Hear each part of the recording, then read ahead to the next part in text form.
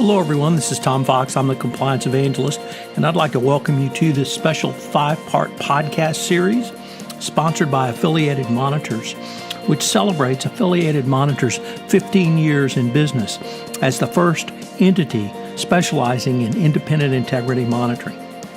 Founded in 2004, Affiliated Monitors provides independent integrity monitoring and ethics and compliance assessments nationally and internationally and across almost all industries.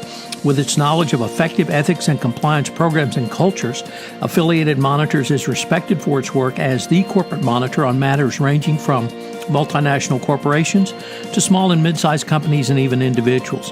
Having served in nearly 750 monitorships, no one has more experience as an independent monitor than the team at Affiliated Monitors.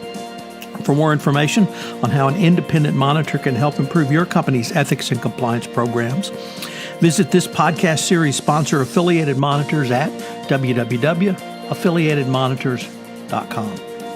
Over this 5-part podcast series, I visit with Vin DiCiani, the president, founder, and CEO of Affiliated Monitors, and we talk about and celebrate the history of Affiliated Monitors.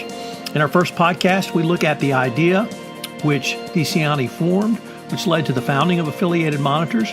In episode 2, we discuss the early days of Affiliated Monitors. In episode 3, we talk about the expanded use of independent monitoring. In episode 4, we consider the marriage of independent monitoring and ethics and compliance programs. And we wrap up with episode 5 about Affiliated Monitors' growth. It's a fascinating exploration that I know you will enjoy if you want to learn about the history of not simply monitoring, but the way regulators think about the ethics and compliance programs that we all work on. This is Tom Fox.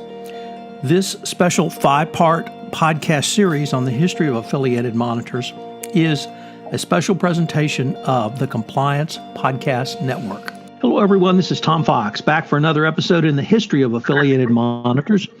I'm with Vin DiCiani, the founder and CEO of Affiliated Monitors, and we're celebrating the 15th anniversary of the company. In this episode, we're going to take a look at the early days of Affiliated Monitors. As you now know, Affiliated Monitors was founded in 2004. And Vin, I wanted to ask you, did you have anything as a model for independent oversight when you got going in 2004? Tom, good to be with you again.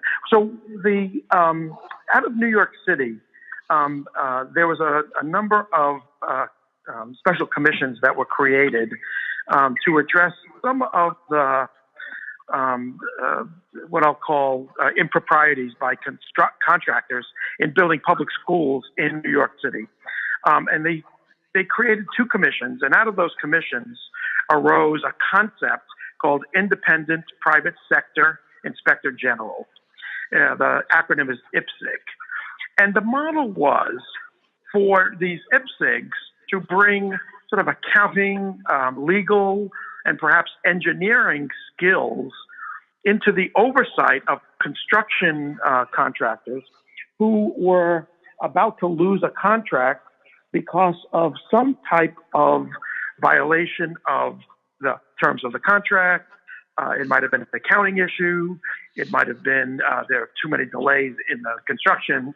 And so the IPSIG model was used to provide oversight for these contractors so that the building could get built, right? And so the model, this IPSIG model, was something that had started in New York City, probably 5, 6, 7 years before Affiliated was started. And it's a different sort of approach to monitoring than we use, but it was sort of at least something for me to consider when I was thinking about creating Affiliated.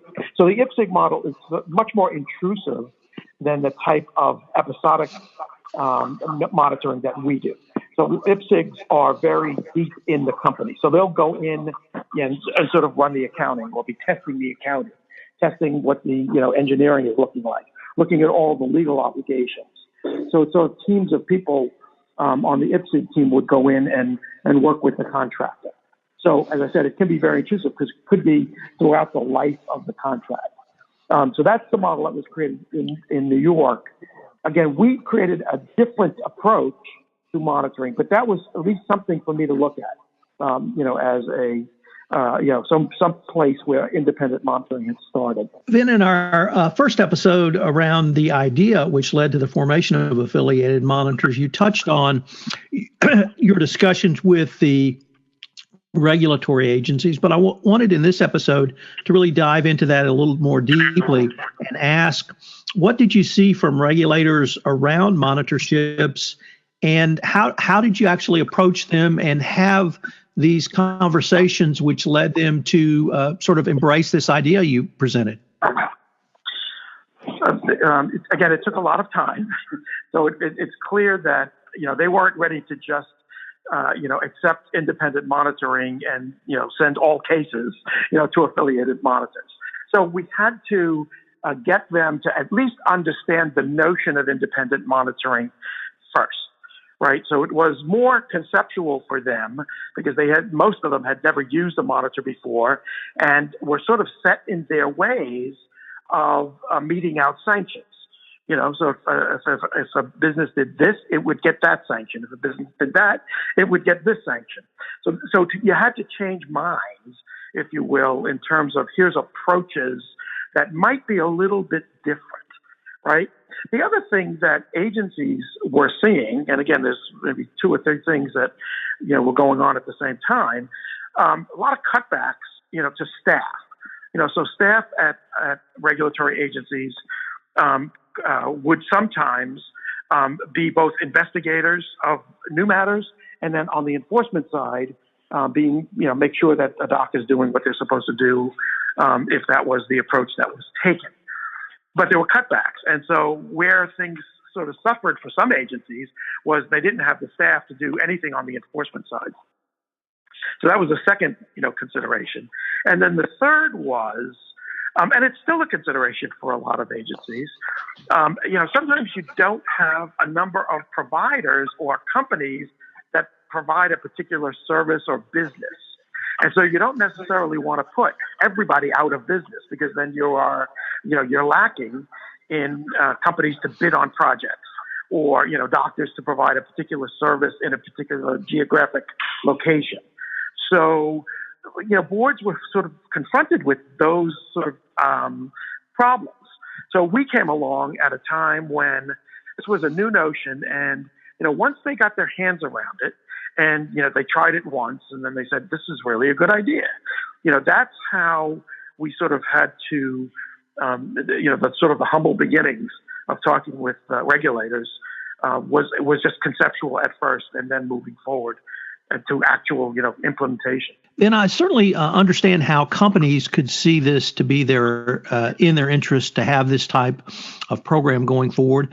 But as my attorney brethren are sometimes loath to move to new ideas, how were you able to educate your attorney colleagues on the benefits of independent monitoring? They were in the same boat that I was in, right, with the regulatory agencies, and that is a suspension or revocation of a license is, in a lot of ways, a death sentence. If you're without a license for 5 years, or your credentials are gone and you can't reapply for 5 years, you're going to work at a retail store. You're not going to be able to provide the professional services or the contractual services that you had been because you had a business, if you will.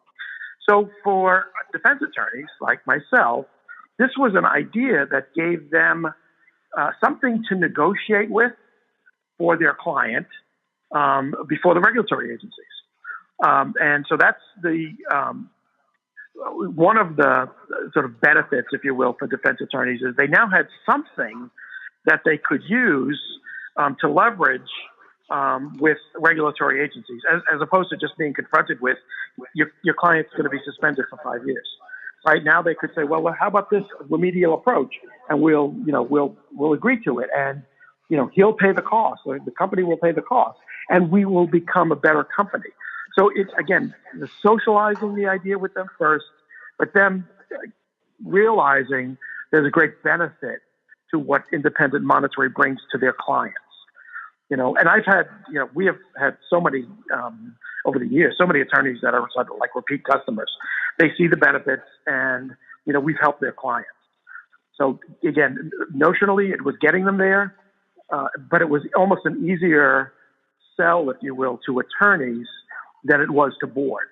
Because for attorneys, they didn't have that many alternatives. Vin, why is peer review so important to affiliated monitors? So peer review, oftentimes, and I'm thinking peer review in a number of different settings, right? So peer review in a hospital setting could be one of the areas, and it was one of the things that we did early on. When we started, we really focused on healthcare because that was sort of the background, and some of our first employees were in healthcare. And so peer review at a hospital setting, for example, you could be the peer review committee or credentialing committee in a hospital could be faced with a doc who might have some behavioral issues. And so they didn't have a lot of alternatives. I mean, when the staff doesn't want to work with a doctor, all of the nurses are saying, I can't work with this guy. And they may have to leave their position, and it's the only place that they're credentialed in. It's sort of very similar to that model of, independent monitoring for regulatory agencies. So we work with a number, and we still do work with a number of peer review committees with docs who are having issues behaviorally. But peer review, Tom, can exist in a lot of different settings as well. Sometimes you think of boards as being, like corporate boards as being sort of a peer-to-peer, group. And, sometimes you have to take regulatory action against people, on the board, or disciplinary action rather against people on a board. So peer review, it really is, if you will, another avenue for using independent monitoring. Vin, you've kind of touched on some of the pushback, or at least questions that were put forward to you around your idea in the early days. But I wanted to ask you directly, was there pushback, and could you detail it and how you persevered through that pushback? The pushback we had from regulators was, as I was saying, we've never used it before. I don't know you. Can you really deliver on what you're saying? Right? All of those things. Is it real? The other thing on pushback on the regulatory side that we see occasionally, we saw then and we see occasionally now, is sometimes the regulatory agency wants to discipline somebody. They want to, if you will, either take them out of business or put them on the bench for a period of time, and they don't have a mechanism for getting them there.